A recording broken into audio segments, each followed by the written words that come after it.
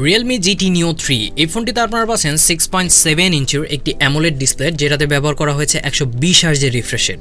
সাথে আছে MediaTek Dimensity 8105G processor যেটা 5 ন্যানোমিটারের এবং এই ফোনটিতে ক্যামেরা সেকশনে আপনারা পাচ্ছেন 50 মেগাপিক্সেলের মেইন ক্যামেরা যেটা সনির IMX sensor, dual stereo speaker থাকছে এবং এই ফোনটির সবথেকে ইন্টারেস্টিং ফিচার হচ্ছে এখানে দুইটা ভেরিয়েন্টের ব্যাটারি ব্যবহার করা হয়েছে। একটা ব্যাটারি ব্যবহার করা হয়েছে 5000 mAh এর এবং এটাতে বক্সেই দিয়ে দেওয়া হয়েছে 80 ওয়াটের চার্জার এবং অন্য ভেরিয়েন্টটিতে ব্যবহার করা হয়েছে 4500 mAh এর ব্যাটারি এবং ওইটাতে বক্সেই দিয়ে দেওয়া হয়েছে 150 ওয়াটের চার্জার। সো হ্যালো গাইজ, আসসালামু আলাইকুম, কেমন আছেন সবাই? আমি পিয়াস আছি আপনাদের সাথে টেকমগজের পক্ষ থেকে। সো হাজির হয়ে গেলাম আপনাদের সামনে নতুন আরও একটা স্মার্টফোনকে নিয়ে। সো আজকে আমরা কথা বলবো Realme GT Neo 3 এই স্মার্টফোনটিকে নিয়ে। সো এই স্মার্টফোনটি অনেকগুলো ভালো দিক আছে, আবার কিছু কিছু খারাপ দিকও রয়েছে। তো সেসবগুলো বিষয়ে আজকে আমরা ভিডিওতে কথা বলবো। আর এই ফোনটি আপনারা মোট 4টা ভেরিয়েন্টে মার্কেটে অ্যাভেলেবেল পাবেন, 6128GB, 8256GB, 8256GB এবং 12256GB। বেস ভেরিয়েন্ট যেটা, সেটার প্রাইস ইন্ডিয়ান টাকায় কনভার্ট করলে প্রায় 31,000 টাকার মতো আসে এবং আমাদের বাংলাদেশি টাকায় প্রায় 34 বা 35,000 টাকার ভেতরে আসে। আর এই ফোনটিকে আলাদা করা হয়েছে জাস্ট ব্যাটারি দিয়ে, প্রসেসরের ক্ষেত্রে কোনো রকম চেঞ্জ নাই। সো এই সবগুলো বিষয়ে আজকে ভিডিওতে আমরা বিস্তারিত আলোচনা করবো। সো চ্যানেলে যারা নতুন আছেন প্লিজ চ্যানেলটি সাবস্ক্রাইব করে নেবেন, কারণ আমাদের চ্যানেলে অ্যাকচুয়ালি প্রতিদিনই স্মার্টফোনের রিভিউ আপলোড হয়ে থাকে। সো আর কথা না বাড়িয়ে চলুন শুরু করি ভিডিওটি। প্রথমে আসি ফোনটির আনবক্সিংয়ে। ফোনটি আনবক্স করার সাথে সাথে আরও একটি বক্স পাচ্ছেন। বক্সের ভেতরে কিছু ইউজার ম্যানুয়াল গাইড আছে শুধুমাত্র। এরপরে পাচ্ছেন আপনারা স্মার্টফোনটি।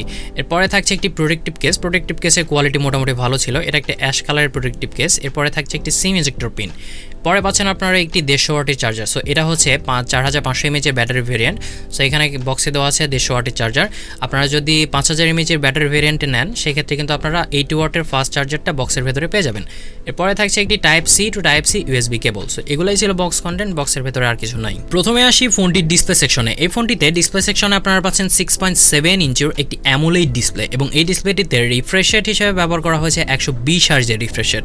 আর এই ডিসপ্লেটিকে প্রোটেক্ট করছে কর্নিং গোরিলা গ্লাস 5। তো প্রোটেকশনের ক্ষেত্রেও কিন্তু আপনারা খুবই ভালো লেভেলের প্রোটেকশন পেয়ে যাচ্ছেন। আর ডিসপ্লেটির রেজুলেশন দেওয়া হয়েছে 1080x2412 পিক্সেল। আর এই ফোনটির ওপরে সেন্টারে একটি পাঞ্চল ক্যামেরা ব্যবহার করা হয়েছে, যেটির সাইজও মোটামুটি খুবই ছোট ছিল বলা যায়। আর এই ডিসপ্লেটির চিন এবং বেজেলের কথা বলতে গেলে চিন এবং বেজেলটা খুবই কম ছিল। এখানে স্ক্রিন টু বডি রেশিও পাচ্ছেন আপনারা 94.2%। সো ডিসপ্লেটির ভিউইং অ্যাঙ্গেল কিন্তু খুবই ভালো ছিল। ডিসপ্লেটি ইনডোর এবং আউটডোরে ব্যবহার করতে কোনো রকম সমস্যা হয়নি, যেহেতু এটা একটা AMOLED ডিসপ্লে। সো ডিসপ্লের কোয়ালিটি ছিল খুবই ভালো এক কথায় বলতে গেলে। ডিসপ্লেটির ভিউইং অ্যাঙ্গেলও ভালো ছিল, মাল্টিমিডিয়ার ক্ষেত্রে খুবই ভালো লেভেলের পারফরমেন্স করেছে। যতগুলো ভিডিও দেখা গেছে সবগুলো থেকে কিন্তু আমরা শার্পনেস পেয়েছি খুবই ভালো। সো এক কথায় বলতে গেলে খুবই ভালো লেভেলের ডিসপ্লে ছিল কিন্তু এটা। এই ফোনটিতে আপনারা পাচ্ছেন ডুয়াল স্টেরিও স্পিকার। সো একটি স্পিকার দেওয়া হয়েছে নিচে এবং অন্যটি দেওয়া হয়েছে ওপরে। এয়ারপিসে কিন্তু দেওয়া হয় নাই, এটা খুবই ভালো একটা দিক। এবং এই স্পিকারের কোয়ালিটি কিন্তু ছিল খুবই ভালো, সুন্দর লাউড ছিল এবং ভালো রকমের বিট প্রডিউস করছিল।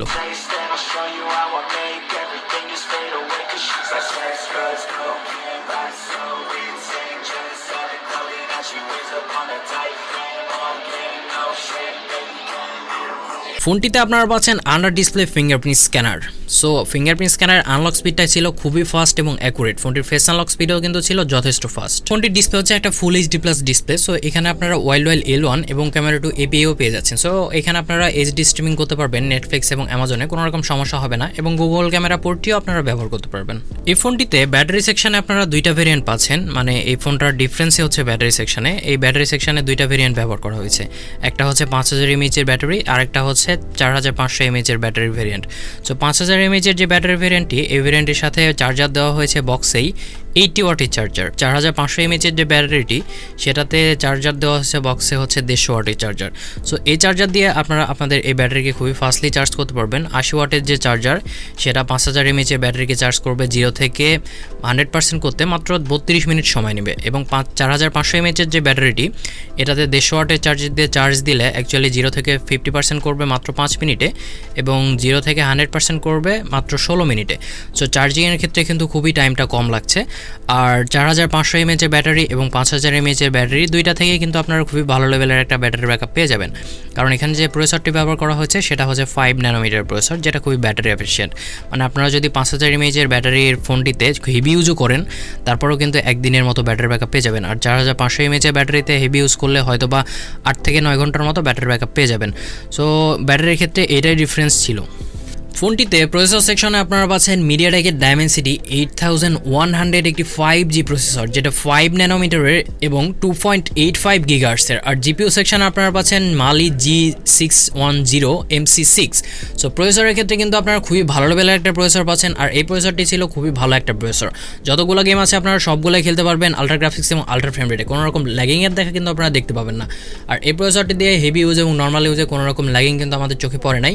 আপনারা যতগুলো গেম আছে সবগুলাই খেলতে পারবেন। এই ফোনটির সাথে এই প্রসেসরটা খুবই ভালো লেভেলেরই পারফরমেন্স করছিল। আমরা অ্যান্টুটো স্কোর পেয়েছি প্রায় 8,24,000-এর মতো, যেটা আমার কাছে মোটামুটি ভালোই লেগেছে। আর এই ফোনটিতে গেম খেলার ক্ষেত্রে তেমন একটা হিটিং ইস্যু চোখে পড়ে নাই, কারণ এই ফোনটিতে 9 লেয়ারের লিকুইড কুলিং সিস্টেম ব্যবহার করা হয়েছে, যেটার কারণে আপনাদের ফোনটা গরম হওয়ার সাথে সাথে অটোমেটিকলি ঠান্ডা হয়ে যাবে। আর যতগুলো গেম আছে প্রায় সবগুলাই খেলতে পারবেন, খুবই স্মুথলি খেলতে পারবেন। তেমন একটা হিটিং ইস্যু ছিল না বললেই চলে, যতটা ছিল স্বাভাবিক বলা যায়, হয়তো বা 39 বা 40 ডিগ্রি টেম্পারেচারের ভেতরে থাকছে। আর এই ফোনটিতে আপনারা এক্সপেন্ডেড র্যাম ফিচারটিও পাচ্ছেন 3GB পর্যন্ত, আপ টু 3GB পর্যন্ত আপনারা এক্সটেন্ডেড র্যাম করতে পারবেন এই ফোনটিতে। এই ফোনটি রান করছে অ্যান্ড্রয়েড 12-এর সাথে, মানে আউট অফ দ্য বক্সই কিন্তু আপনারা অ্যান্ড্রয়েড 12 পেয়ে যাচ্ছেন, এবং সাথে আছে রিয়েলমির UI 3.0। রিয়েলমির UI 3.0 নিয়ে তো আলাদাভাবে কিছু বলার নাই, এটা খুবই একটা সুন্দর UI বলা যায়। এবং অ্যাপ ওপেনিং ক্লোজিং থেকে শুরু করে day to day heavy use, normal ইউজে কোনো রকম ল্যাগিংয়ের দেখা কিন্তু আপনারা দেখতে পাবেন না, খুব স্মুথলি চলছিল। কানেক্টিভিটি সেকশনে কথা বলতে গেলে এই ফোনটিতে আপনারা পাচ্ছেন 5G, আর এই 5G মোট 10টা ব্যান্ড সাপোর্ট করে। ডুয়েল 4G ভোল্ট পাচ্ছেন, ওয়াইফাই কলিং পাচ্ছেন এবং ডুয়েল ব্যান্ডের ওয়াইফাই পাচ্ছেন। সাথে আছে ব্লুটুথ 5.2 এবং NFC। কোনো রকম নোটিফিকেশন লাইট কিন্তু পাচ্ছেন না, এবং কোনো রকম 3.5 মিলিমিটার হেডফোন জ্যাকও থাকছে না এই ফোনটিতে। ফোনটির লুকস এবং ডিজাইনের কথা বলতে গেলে ফোনটার লুকটা ছিল সত্যি খুবই অসাধারণ, সুন্দর একটা লুক দেওয়া হয়েছে ফোনটির। লেফট সাইডে দুইটা লাইন দেওয়া হয়েছে, এটা অ্যাকচুয়ালি স্পোর্ট টাইপের লাইন বলা যায়, যেটা দেখতে আসলেই খুবই সুন্দর লাগছিল, এবং এই ফোনটার ডিজাইনটাকে আরও খুবই সুন্দর করে তুলছে এই দুইটা লাইনই। আর এই ফোনটির থিকনেস হচ্ছে 8.2 মিলিমিটার এবং এই ফোনটির ওজন হচ্ছে 188 গ্রাম। সো থিকনেসের ক্ষেত্রেও কিন্তু মোটামুটি অ্যাভারেজ টাইপের বলা যায়, অতটা স্লিম না, 8 পয়েন্টের ওপরে, মানে 8.2 এটা। সো কেনার আগে অবশ্যই দেখে নেবেন, এটা মোটামুটি অ্যাভারেজ টাইপের বলা যায়। আর এই ফোনটির ওজন হচ্ছে 188 গ্রাম। 188 গ্রাম ওজন হিসাবে মোটামুটি আমার কাছে ঠিকই মনে হয়েছে। আর এই ফোনটা এই ফোনটার ইনহ্যান্ড ফিলটা কিন্তু ছিল খুবই ভালো, হাতে নিয়ে সুন্দর একটা ফিল হয়, একদম বাল্কি টাইপের ফিল হয় না। আর এই ফোনটি মোট আপনারা 3টা কালারের মার্কেটে অ্যাভেলেবেল পাবেন, লিমার্স কালার, সিলভার স্টোন কালার এবং ব্ল্যাক কালার। সো এই 3টা কালারই কিন্তু খুবই সুন্দর ছিল। আর ফোনটিতে লেফট সাইডে উপরের দিকে একটি ক্যামেরা লেআউট দেওয়া হয়েছে, ক্যামেরা লেআউটের ডিজাইনটাও কিন্তু ছিল খুবই সুন্দর। আর ক্যামেরা বামটা অতটা ছিল না, যতটা ছিল স্বাভাবিক বলা যায়। এই ক্ষেত্রে যেটাতে ক্যামেরা বাম দেওয়া হয়েছে, এটাতে আপনাদের ক্যামেরাতে স্ক্র্যাচ পড়ার তেমন একটা সম্ভাবনা নাই। বাটন এবং পোর্টসের কথা বলতে গেলে ফোনটিতে রাইট সাইডে পাচ্ছেন আপনি একটি পাওয়ার বাটন, ফোনটির লেফট সাইডে পাচ্ছেন একটি volume up and down button. ফোনটির ওপরে পাচ্ছেন একটি সেকেন্ডারি নয়েজ ক্যান্সেলেশন মাইক্রোফোন এবং একটি স্পিকার গ্রিল, এটা হচ্ছে সেকেন্ড স্পিকার। ফোনটির নিচে পাচ্ছেন আপনারা একটি সিম ট্রে, যেটি ছিল হচ্ছে ডুয়েল ন্যানো সিম ট্রে, মানে আপনারা এখানে দুইটা ন্যানো সিম ব্যবহার করতে পারবেন, কোনো রকম মেমোরি কার্ড কিন্তু ব্যবহার করতে পারবেন না। এরপরে পাচ্ছেন আপনারা একটি মেইন মাইক্রোফোন, একটি টাইপ সি পোর্ট এবং একটি মেইন স্পিকার। এবার আসি ফোনটির ক্যামেরা সেকশনে। এই ফোনটিতে ক্যামেরা সেকশনে পিছনে রেয়ার সাইডে ট্রিপল ক্যামেরা সেটআপ ব্যবহার করা হয়েছে। মেইন ক্যামেরা হিসেবে পাচ্ছেন আপনারা 50 মেগাপিক্সেলের একটি ক্যামেরা, যার অ্যাপারচার f1.9, এবং এই ক্যামেরাটিতে ওআইএস এর সুবিধাটাও কিন্তু আপনারা পাচ্ছেন। এরপরে সেকেন্ড যে ক্যামেরাটি পাচ্ছেন সেটা হচ্ছে 8 মেগাপিক্সেলের একটি আলট্রা ওয়াইড ক্যামেরা, এবং এই আলট্রা ওয়াইড ক্যামেরা দিয়ে আপনারা 120 ডিগ্রি অ্যাঙ্গেলে ছবি তুলতে পারবেন। এরপরে থার্ড যে ক্যামেরাটি পাচ্ছেন সেটা হচ্ছে 2 মেগাপিক্সেলের একটি ম্যাক্রো সেন্সর, যার অ্যাপারচার হচ্ছে 2.4, এবং ফোনটিতে সেলফি ক্যামেরা হিসেবে পাচ্ছেন আপনারা 16 মেগাপিক্সেলের একটি ক্যামেরা, যার অ্যাপারচার f2.5। সো ফোনটির ক্যামেরা কোয়ালিটির কথা বলতে গেলে মেইন যে ক্যামেরাটা, এই ক্যামেরাটার কোয়ালিটি শুধুমাত্র ভালো ছিল, আর যে সেলফি ক্যামেরা এটার কোয়ালিটি ভালো ছিল। অন্যান্য আলট্রা ওয়াইড ক্যামেরার কোয়ালিটি অতটা ভালো ছিল না। মেইন ক্যামেরার সাথে যদি আপনারা আলট্রা ওয়াইড ক্যামেরার কম্পেয়ার করেন, তাহলে দেখতে পাবেন যে ডাইনামিক রেঞ্জে অনেকগুলো চেঞ্জ দেখতে পাবেন। মেইন ক্যামেরার ক্ষেত্রে কিন্তু খুবই ভালো লেভেলের পারফরমেন্স করেছে, ডিটেলস পাওয়া গিয়েছে খুবই ভালো, এবং ডাইনামিক রেঞ্জও ভালো ছিল, কালারও পাওয়া গিয়েছে ন্যাচারাল টাইপের। সো এক কথায় বলতে গেলে মেইন ক্যামেরা এবং যে সেলফি ক্যামেরা এটা কিন্তু খুবই ভালো ছিল। যে 50 মেগাপিক্সেল মেইন ক্যামেরা ব্যবহার করা হয়েছে, এটা হচ্ছে স্যামসাং এর সেন্সর S5K 3P9, আর ফোনটির যে সেলফি ক্যামেরা এটা হচ্ছে সনির IMX সেন্সর 766। সো ফোনটি দিয়ে রিয়ার সাইডের ক্যামেরাটি দিয়ে আপনারা 4K তে 30 এবং 60 fps এ ভিডিও রেকর্ড করতে পারবেন, এবং 1080p তে 30 এবং 60 fps এ ভিডিও রেকর্ড করতে পারবেন, এবং সবগুলো ক্যামেরাতেই কিন্তু আপনারা EIS এর সুবিধাটা পেয়ে যাচ্ছেন। আর ফোনটির সেলফি ক্যামেরা দিয়ে শুধুমাত্র আপনারা 1080p তে 30 fps এ ভিডিও রেকর্ড করতে পারবেন, তবে ফোনটির সেলফি ক্যামেরাতেও কিন্তু আপনারা EIS এর সুবিধাটা পেয়ে যাচ্ছেন। সো কিছু ছবির স্যাম্পল দিচ্ছি আপনাদেরকে এবং ভিডিওর স্যাম্পল দিচ্ছি, দেখে নিন, দেখে নিলে বুঝতে পারবেন।